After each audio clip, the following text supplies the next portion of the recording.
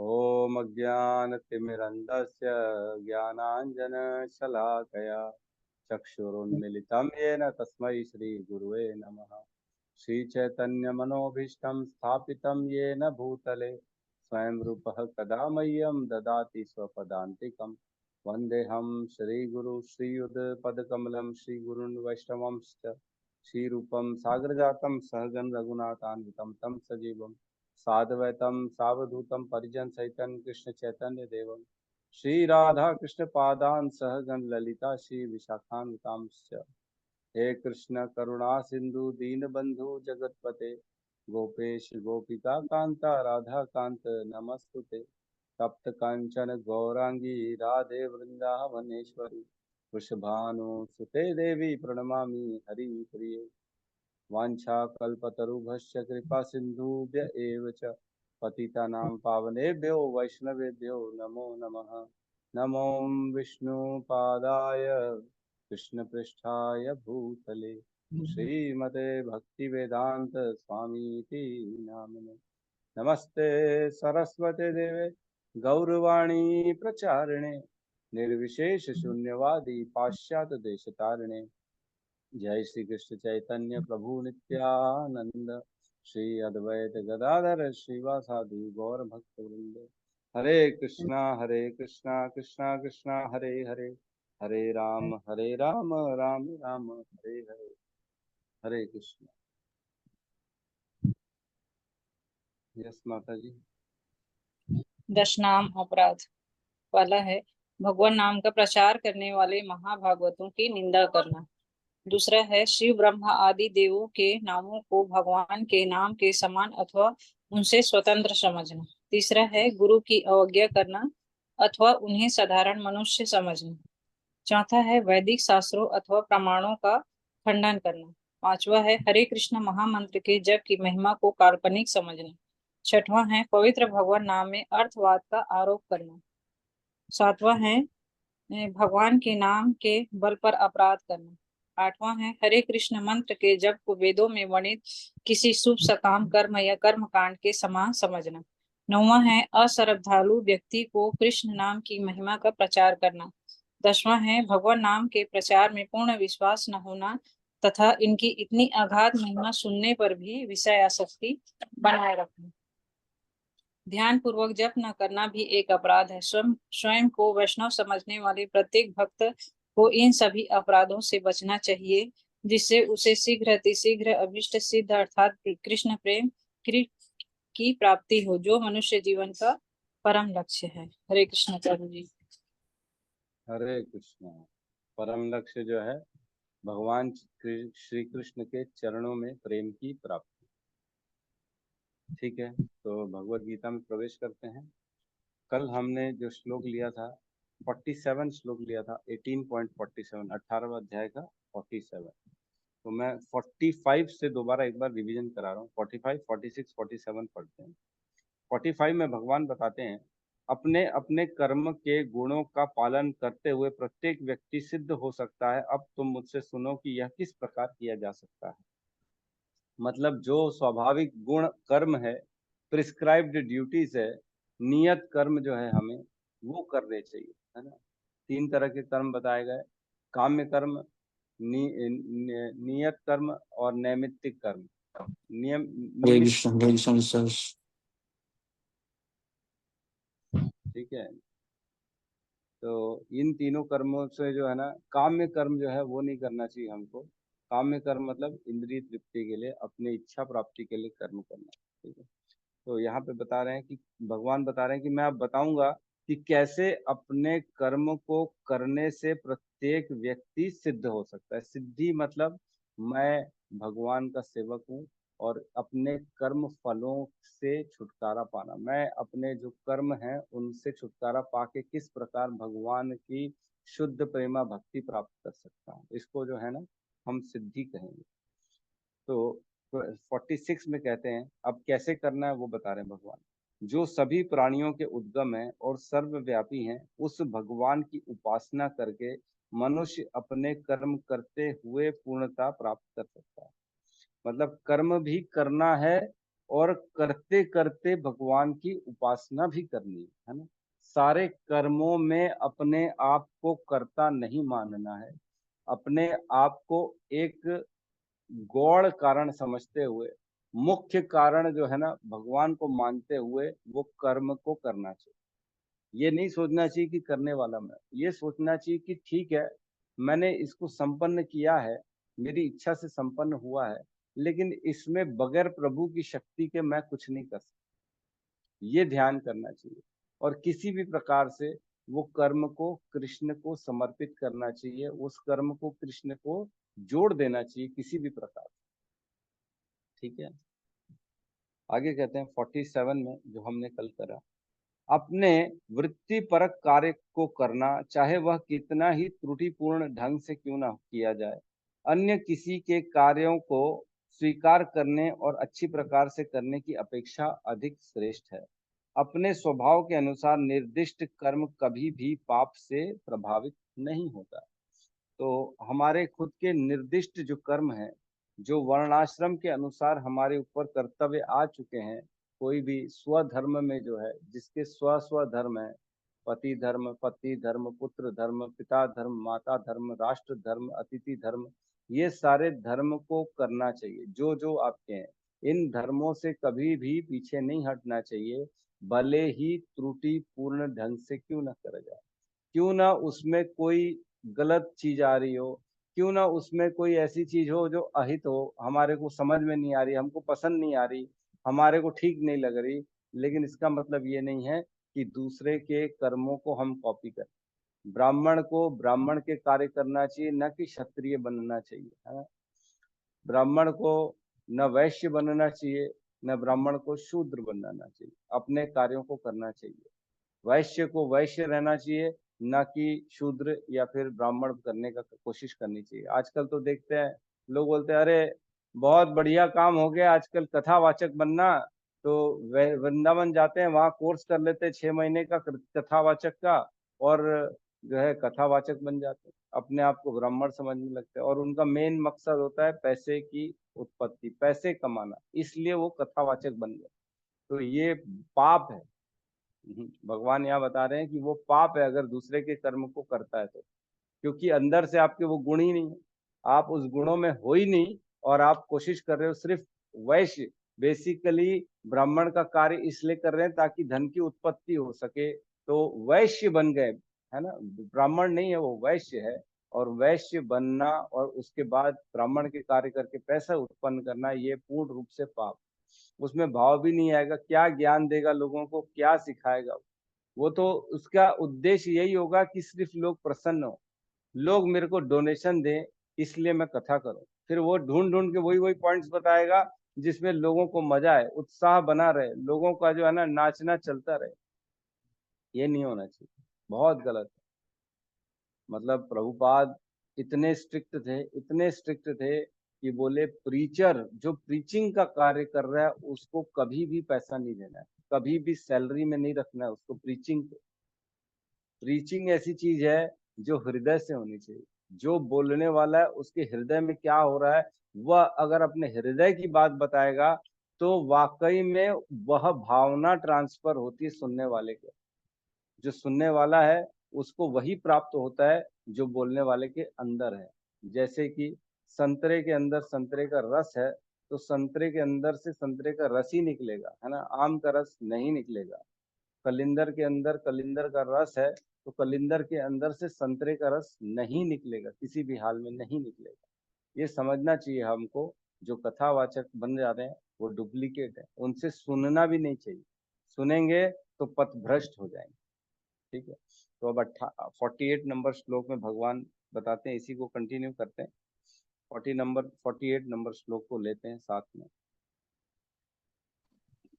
सहजम कर्म कौन्तेय, सहजं कौन्तेय कर्म कौन्तेय, सदोषम अपि न तज्यते, सदोषं सदोषमपि न तज्यते त्यज्यते। सर्व आरंभा हि दोषेण, सर्वारंभा हि सर्वारम्भा हि दोषेण, दोषेण धूमेन अग्निर एव व आवृतः। धूमेन धूमेन अग्निरिव अग्निः इव आवृतः। आवृतः। सहजम पढ़िए पढ़िए। सहजं कर्म कौन्तेय सहजम कर्म कर्म कौन्तेय सदोषम् अपि न त्यजेत् सदोषम् सदोषम् अपि अपि न न त्यजेत्। सर्व आरम्भ हि दोषेण सर्व सर्व आरम्भः हि दोषेण धूमेन अग्निः इव आवृतः। धूमेन अग्निः इव आवृतः। अग्निरिव आवृतः। सहजं कर्म कौन्तेय सहजं कर्म कौन्तेय सदोषम् अपि न त्याजेत्। सदोषम् अपि न त्याजेत्। सर्वारम्भा हि दोषेण सर्व आरम्भ हि दोषेण धूमेन अग्निव आवृतः। धूमेन अग्निः इव आवृतः। अनुवाद। प्रत्येक उद्योग प्रयास किसी न किसी दोष से आवृत होता है, जिस प्रकार अग्नि धुएं से आवृत रहती है। अतएव हे कुंती पुत्र, मनुष्य को चाहिए कि स्वभाव से उत्पन्न कर्म को भले ही दोषपूर्ण क्यों न हो, कभी त्यागे नहीं, है ना। सहजम कर्म कौंतु है। सहजम मीन्स जो है, जो सहज रूप से जो हमारे को जो दिया गया है वो कर्म। कर्म कौंतु है सदोषम अपि न त्यजेत, भले ही उसमें दोष क्यों ना हो। सदोषम अपि न त्यजेत मतलब उसको त्यागना नहीं है ना। सहज कर्म जो है हमारे, जो हमारे को प्रिस्क्राइब्ड ड्यूटीज मिली हुई है, उसको सहज भाव से करना चाहिए। उसमें अगर दोष भी है तो भी उन दोष को त्यागना नहीं चाहिए, करते रहना चाहिए। सर्व आरंभा ही दोषेण, सारे उद्योगों में, सारे कर्मों में, चाहे कुछ भी ले लो आप, कोई भी कर्म क्यों ना ले लो, निश्चय ही दोष रहता ही, उसमें कुछ ना कुछ दोष मिलेगा ही मिलेगा, है ना। जैसे धूमेन अग्नि इव आवृता, अग्नि कितनी पवित्र क्यों ना हो, अग्नि से जो है ना, अग्नि से ताप मिलता है, अग्नि से प्रकाश मिलता है, अग्नि बड़ी पवित्र कही जाती है, लेकिन उसमें धुआं रहता है। धुआं पसंद नहीं आता किसी को, अग्नि तो पसंद है लेकिन धुआं पसंद नहीं। धुआं धुआं कर दिया, अरे बोले मार डालोगे कि इतना धुआं धुआं कर दिया, अरे बोले भैया अभी अग्नि आएगी, प्रज्वलित होगी धीरे धीरे। तो बेसिकली जहाँ अग्नि रहती है वहां धुआं रहता है। अग्नि पवित्र है लेकिन धुआं जो है ना वो किसी को पसंद नहीं, दोष है अग्नि का। तो उसी प्रकार हर कर्म में कुछ न कुछ दोष रहता ही है।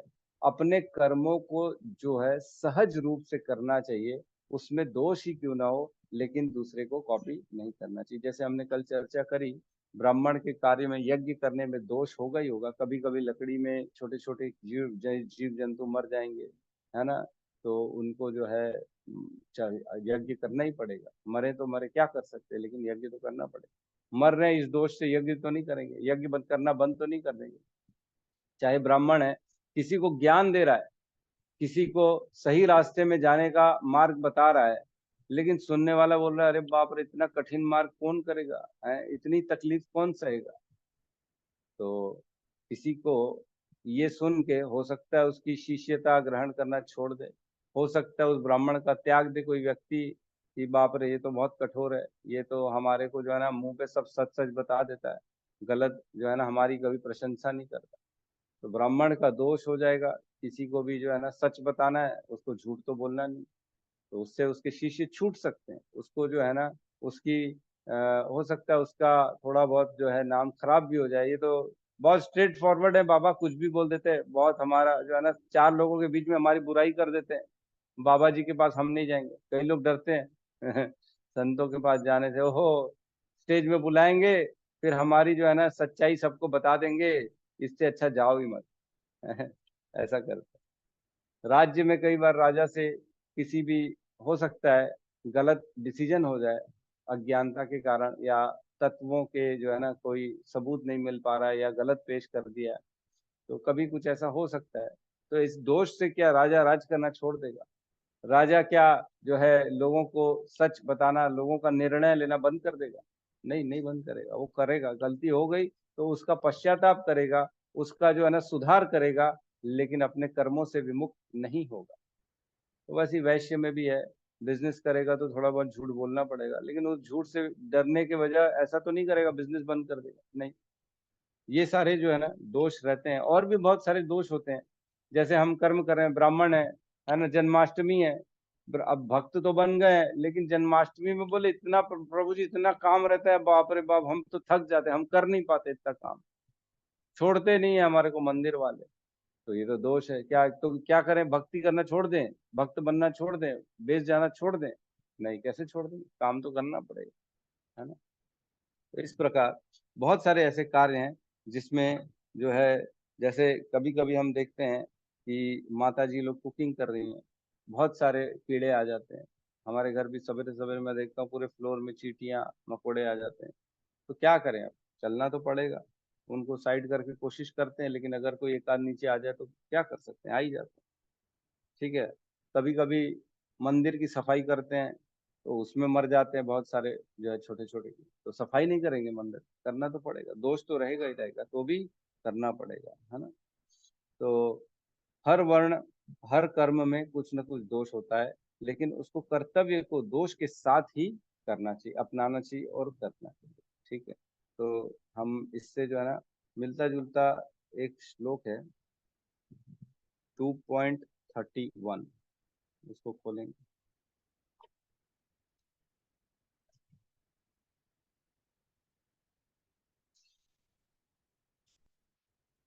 2.31, इसमें भगवान ने ज्ञान दिया था अर्जुन को। दूसरे अध्याय में कहा था, क्षत्रिय होने के नाते अपने विशिष्ट धर्म का विचार करते हुए तुम्हें जानना चाहिए कि धर्म के लिए युद्ध करने से बढ़कर तुम्हारे लिए अन्य कोई कार्य नहीं है। अतः तुम्हें संकोच करने की कोई आवश्यकता नहीं। तो वहां पे भी बताया था भगवान ने कि धर्म के लिए तुम युद्ध कर रहे हो, जो तुम्हारा स्वधर्म है उसके लिए तुम युद्ध कर रहे हो, ना कि अपनी इंद्रिय तृप्ति के लिए युद्ध कर रहे हो। और तुम्हें इसको करने के लिए कोई भी संकोच नहीं होना चाहिए, क्योंकि तुम क्षत्रिय हो और क्षत्रिय का ये विशिष्ट धर्म है। क्षत्रिय होने के नाते तुम्हारा विशिष्ट धर्म है कि तुमको युद्ध करना ही पड़ेगा, युद्ध से पीछे नहीं जा सकते तुम। ठीक है। तो तात्पर्य में प्रवेश करते हैं। तात्पर्य भाई शील प्रभुपाद की जय। बद्ध जीवन में सारा कर्म भौतिक गुणों से दूषित रहता है ना। यहाँ तक कि ब्राह्मण तक के ऐसे यज्ञ करने पड़ते हैं जिसमें पशु हत्या अनिवार्य है। इसी प्रकार क्षत्रिय चाहे कितना ही पवित्र क्यों ना हो, उसे शत्रुओं से युद्ध करना पड़ता है, वह इससे बच नहीं सकता, क्योंकि उसमें बहुत सारे ऐसे इनोसेंट जो मासूम लोग हैं उनकी भी जान चली जाती है युद्ध में। मजबूरी में क्या करोगे, दो दो देशों के बीच में अगर युद्ध चल रहा है, तो बीच में जो बेचारे आर्मी के लोग हैं, जो बेचारे जिन्होंने कोई गलती नहीं की है, उनका भी वध हो जाता है। तो इस डर से लोग अगर युद्ध करने से पीछे हट जाएंगे तो फिर तो प्रॉब्लम हो जाएगी। तो युद्ध तो करना ही पड़ेगा। आगे कहते हैं, वह इससे बच नहीं सकता। इसी प्रकार एक व्यापारी को चाहे वह कितना ही पवित्र क्यों न हो, अपने व्यापार में बने रहने के लिए कभी कभी लाभ को छिपाना पड़ता है, या कभी कभी काला बाजार करना चलाना पड़ता है। काला बाजार चलाना पड़ता है, इसका मतलब हमको ये समझना चाहिए कि आटे में नमक के जितना गलत कार्य अलाउड है व्यापार में, है ना। ऐसा नहीं है कि पूरा गलत ही गलत कर रहा है आदमी, ऐसा नहीं करना है।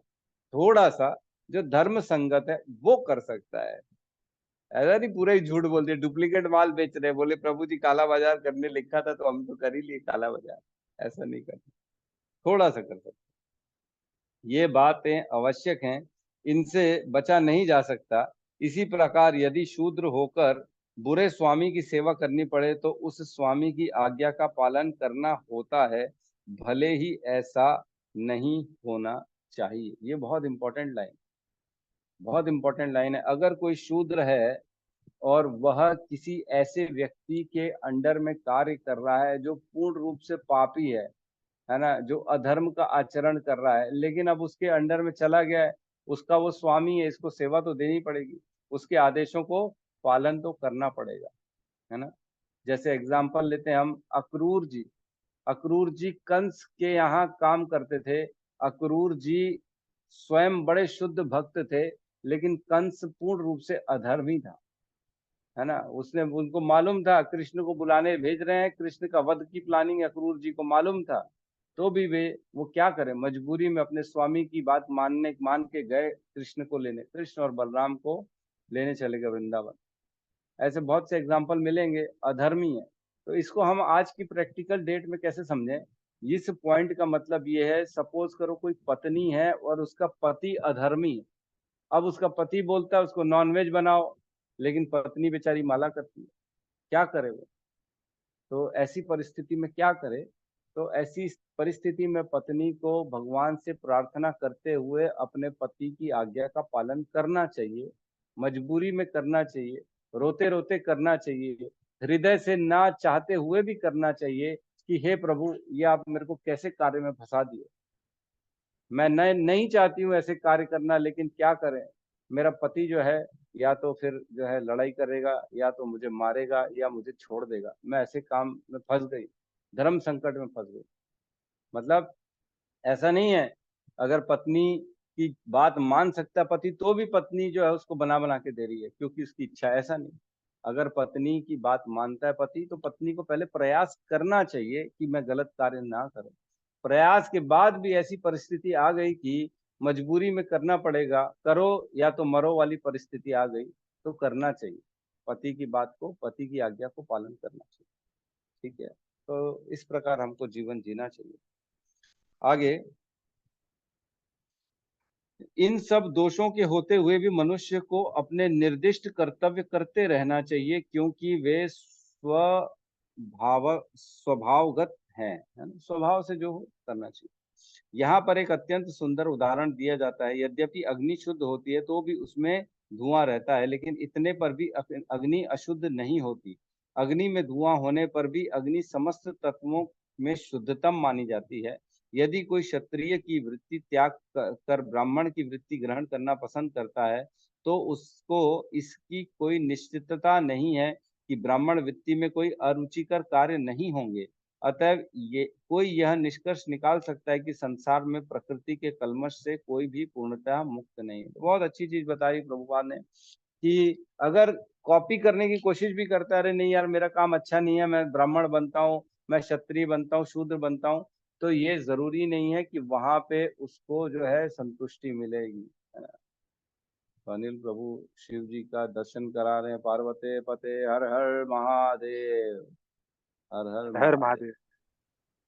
वैष्णव नाम यथाम शंभु, हमारे जो है वैष्णवों में श्रेष्ठ गत शिव शंकर भोलेनाथ हैं, उनको हमेशा प्रणाम करना चाहिए, उनका हमेशा आदर करना चाहिए, उनको हमेशा जो है ना विनती करनी चाहिए कि हम सबको कृष्ण की भक्ति प्रदान करें।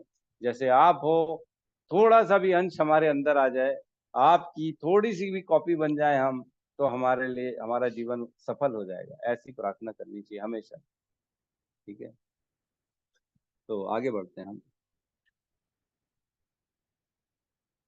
इस प्रसंग में अग्नि तथा धुएं का उदाहरण अत्यंत उपयुक्त है। यदि जोड़ के जाड़े के दिनों में कोई अग्नि से कोयला निकालता है, तो कभी कभी धुएं से आंखें तथा शरीर के अन्य भाग दुखते हैं, लेकिन इन प्रतिकूल परिस्थितियों के बावजूद भी अग्नि को तापा जाता है।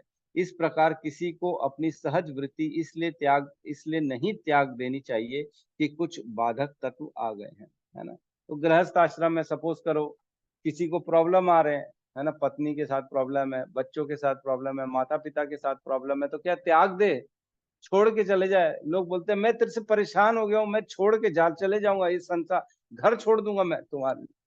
आजकल बहुत हो गया ये, बच्चे भी घर छोड़ देते हैं, वो एड ही ऐसी दिखाते हैं। मेरे को अच्छे से याद है, मैं छोटा था पहले ऐड आती थी, एक छोटा बच्चा था, उसको डांट देते उसके घर वाले, तो वो चला जाता है रोड में जाके बैठ जाता है। फिर एक उनके यहाँ का बाबा जी जाता है, वो बोलता है जलेबी बनी है घर में, चलो वापस। तो जलेबी, वो सुन के वापस घर आ जाता जलेबी खाता है घर में। एड मेरे ख्याल से सबने देखी होगी ये, लेकिन ये एड बड़ी खतरनाक है ना।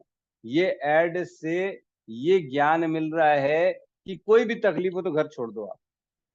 ये बहुत गलत है, ये कंसेप्ट गलत दिमाग में डाला जा रहा है आजकल के लोगों को। टीवी देख देख के, जितना टीवी देखेंगे ना वो, हाँ देखिए, तो जितना टीवी देखेंगे टीवी में गलत मैसेज ही आते हैं। इसलिए मैंने तो टीवी देखना ही छोड़ दिया। कोशिश करता हूँ बच्चों को भी समझाऊं, नहीं देखो, लेकिन क्या करें, ज्यादा स्ट्रिक्ट हो जाएंगे तो बोलेंगे हमारे पिताजी जो है विलेन है हमारे पिताजी जो है तो वो हमको कुछ करने नहीं देते। इसलिए थोड़ा समझाते हैं कि तुम अच्छी चीजें देखो, खराब चीजें मत देखो, बट मैं तो देखता नहीं हूँ। तो ये जो है ना कंसेप्ट, ये खतरनाक है। आदमी को क्या हो रहा है, कुछ भी प्रॉब्लम हो रही है तो घर छोड़ दे रहा है। ये ठीक नहीं है, पत्नी ठीक नहीं है तो घर छोड़ दो, खाना ठीक नहीं बना तो घर छोड़ दो, है ना, थोड़ा सा विवाद हो गया तो घर छोड़ दो, थोड़ा सा लेट से आया तो घर छोड़ दो। आदमी को अपने गृहस्थ आश्रम को अपने कभी भी त्यागना नहीं चाहिए, क्योंकि वो परिस्थितियां भगवान ने दी हैं। अगर उसको त्याग के जाओगे तो क्या भरोसा, जहां जाओगे वहां पे परेशानी नहीं आएगी? ये कौन बता सकता है कि परेशानी नहीं आएगी? तो एक बार मैं देख रहा था, लेक्चर सुन रहा था एक हमारे प्रभु जी का। वो बता रहे हैं आजकल ना डाइवोर्स बहुत होते हैं, डाइवोर्स, है ना, लड़कियां पति को छोड़ देती है, मेरा पति मेरे को मारता है, मेरे को पीटता है, मेरे को ये करता है वो करता है। तो ऐसी परिस्थिति में क्या करना चाहिए, क्या वो सही है, क्या वो गलत है? ये ये जो है ना चिंतनीय, चिंतन करने का विषय है, क्योंकि परिस्थिति तो भगवान उत्पन्न करते हैं। तो इसमें बताया गया कि अपने प्रयासों से आप जितना कोशिश करके अधर्म को रोक सकते हो, रोकने की कोशिश करनी चाहिए। लेकिन अगर आपके प्रयासों के बाहर हो जा रही स्थिति, मतलब वो हमारे पुराने कर्मों के दोष के कारण हमको मिल रहा है, तो उसको सहन करना चाहिए, है ना। समझ में आ रही चीज को? एक लिमिट होती है, एक लिमिट समझनी चाहिए कि मुझे प्रयास तो करना है ना, गलत नहीं होना चाहिए ना। हमारे सामने हमारे हमारे को बुद्धि दी है भगवान ने, बोलते हैं कर्मण्येवाधिकारस्ते, कर्म तो तुम करो ना, लेकिन उसका फल का अधिकार नहीं तुम्हारे ऊपर। लेकिन तुमने कर्म कर लिया, उसके बाद भी परिस्थितियां नहीं बदल रही हैं, तो क्या उन परिस्थितियों को त्याग दे देना चाहिए? नहीं, त्यागना नहीं चाहिए, उनको सहन करना चाहिए। क्यों? क्योंकि वह विगत कर्मों के कारण हमको मिली है। यही बता रहे हैं, गृहस्थ आश्रम में भी अगर कोई अनबन हो रही है, कोई तकलीफ हो रही है, ये मेरे अनुकूल नहीं है, मेरे वो अनुकूल नहीं है, इसका मतलब ये नहीं कि उसको त्याग दो। इसका मतलब ये है कि उनको समझाओ, स्थिति को ठीक करो। अगर नहीं समझ पा रहे, स्थिति ठीक नहीं हो पा रही, तो चुपचाप सहन करो, भगवान की कृपा मानकर उसको सहन करो। ऐसे चलानी चाहिए गृहस्थी। पहले के दिनों में कभी डाइवोर्स नहीं होता था, डाइवोर्स अभी इतना कॉमन हो गया है।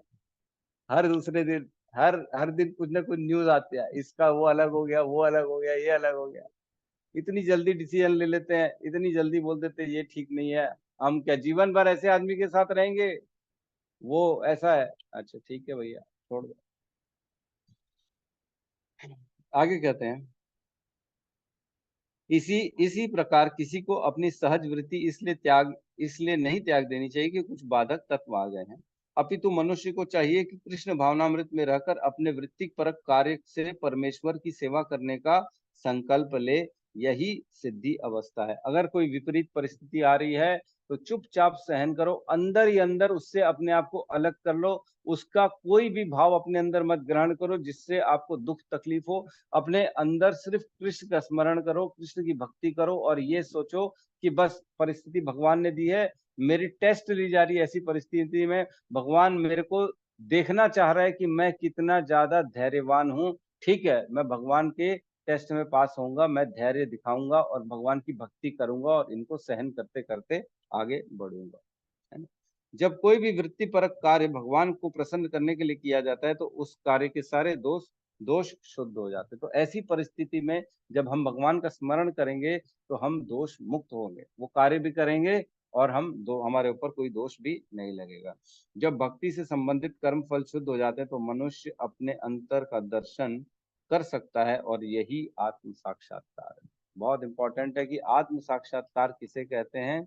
आत्म साक्षात्कार इसे ही कहते हैं कि जब मनुष्य अपने अंतर का दर्शन कर सकता है, जब वो देखेगा कि मेरे हृदय में तो परमात्मा बैठे हैं ना, जब वो देखेगा, वो सब चीज देख रहे हैं परमात्मा मेरे हृदय में बैठ के, और उनसे जब उनका आमना सामना हो जाएगा, तब इसी को आत्म साक्षात्कार कहते हैं, है ना। इसी को कहते हैं सिद्धि की अवस्था, इसी को कहते हैं अपने आप का शुद्धिकरण, किसी से द्वेष नहीं करना, है ना। समो अहम सर्वभूतेषु, भगवान कहते हैं मैं सबके लिए समान हूँ, है ना। हमको भी सबके लिए समान ही रहना है। समम सर्वेषु भूतेषु, हमको भी सभी के प्रति समान रहना है, न द्वेष करना है, न किसी से प्रेम करना है, न राग न द्वेष। इच्छा द्वेष समुत्थेन सम्मोहेन भारत, इच्छा द्वेष के कारण ही तो इस मोह में फंसा हुआ है आदमी, है ना। क्या है? इच्छा द्वेष समुत्थेन सम्मोहेन भारत सर्वभूतानि सम्मोह्यम सर्गे यान्ति परंतप, है। सभी लोग जो है ना इच्छा द्वेष के कारण इस मोह में फंस जाते हैं। कुछ इच्छा करी उसको पाने के लिए, फिर एक मोह आ जाता है, अरे ऐसा कर लेते हैं तो ये मिल जाएगा, वो मिल जाएगा, और यही हमारे जन्म मृत्यु का कारण है। इच्छा द्वेष समुत्थेन सम्मोहेन द्वंद्व मोहेन भारतः सर्वभूतानि सम्मोहम सर्गे यान्ति परंतप। बहुत इम्पोर्टेंट है अपने आप को इच्छाओं, द्वेषों, राग, इन सब से दूर रखना, अपने को समभाव रखना। ठीक है, आ गया तो ठीक है, नहीं मिला तो भी ठीक है, उसके बारे में ज्यादा चिंतन ही नहीं करना। जिस भी विषय के बारे में ज्यादा चिंतन करेंगे उस विषय में फंस जाएंगे। फंसना नहीं है। ये जीवन मिला है, मनुष्य जीवन मिला है सभी संबंधों को काटने के लिए, बढ़ाने के लिए नहीं मिला है। लोग आजकल एक ही काम करते हैं, रिश्ते बढ़ाना है, बाहर चलो प्रेम बढ़ाते हैं, वो मुझे अच्छा लगे। लोग दूसरे के सामने अपने आप को अच्छा प्रेजेंट करना चाहते हैं, वो चाहते हैं कि वो सामने वाला मुझसे प्रभावित हो। क्यों प्रभावित हो भाई? मेरा ही गुणगान करे, मुझे ही फोन करे, मेरे से ही बात करे, मेरे से उसका संबंध एकदम तबीयत से ऐसा बढ़ जाए जैसा जो है ना फेविकोल का जोड़ हो। लोग चाहते हैं ऐसा ऐसा रील डालते हैं, पिक्चर डालते हैं, हमारी दोस्ती कभी टूटे ना, तेरी याद आ रही है, तेरे ये हो रहा है। अरे बाप रे, तुम जब अलग हो गए हो छोड़ो, क्या करना है ये सब चीजों से। कोई किसी का नहीं, कोई किसी के साथ मृत्यु के बाद नहीं जाने वाला, ये समझना बहुत जरूरी है। यहाँ जितनी भी दोस्ती कर लो, रिश्ते भी निभा लो, वो क्या तुम्हारे साथ चलेगा मृत्यु के बाद? कोई नहीं जाने वाला। इसलिए किसी की चिंता मत करो। कोई पूछ रहा है तो ठीक है, कोई नहीं पूछ रहा है तो ठीक है, किसी ने तुम्हारे से रिश्ता बढ़ाया तो ठीक है, किसी ने रिश्ता तोड़ा तो ठीक है।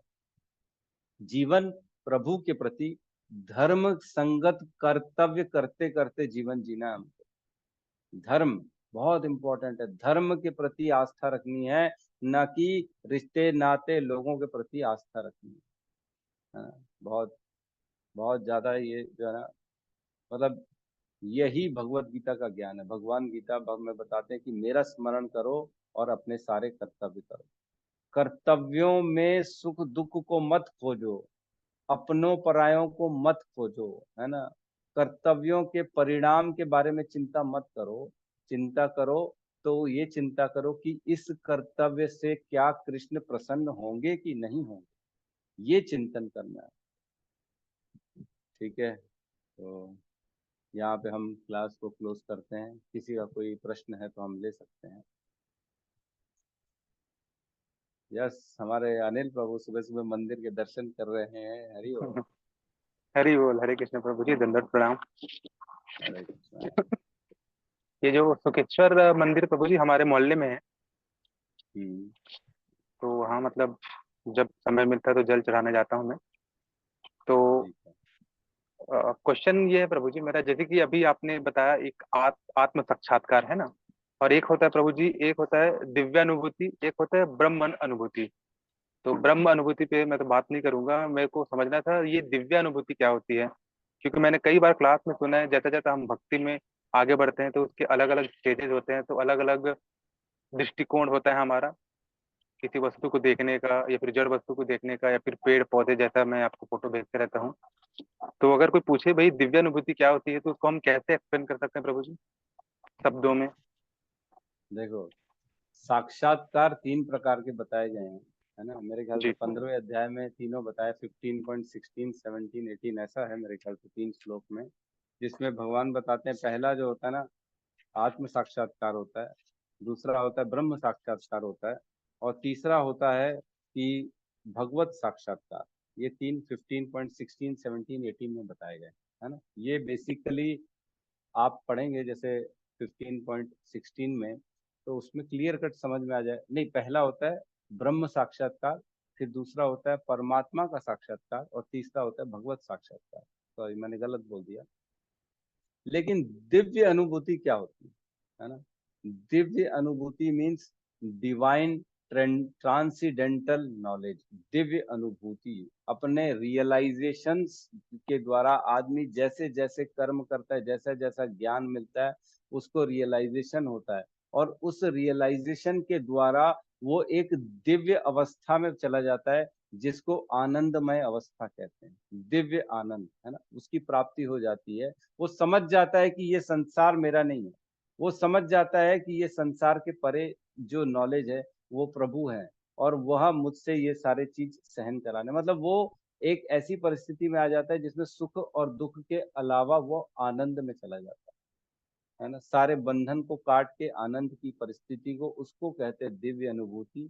उसके बाद आता है साक्षात्कार का लेवल। पहले होता है ब्रह्म का साक्षात्कार, फिर परमात्मा का साक्षात्कार, और फिर होता है भगवत साक्षात्कार।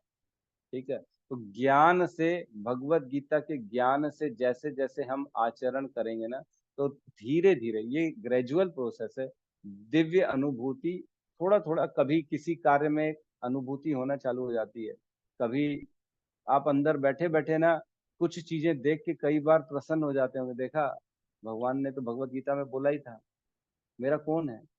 कई बार प्रसन्न है, अरे ये तो होना ही था, अच्छा हुआ मेरे साथ ये हो गया, अच्छा हुआ उसने मेरे संबंध तोड़ दिया। अब जैसे, है ना, कौन थे, तुकाराम महाराज थे। तुकाराम महाराज नहीं थे, नरसिंह मेहता थे।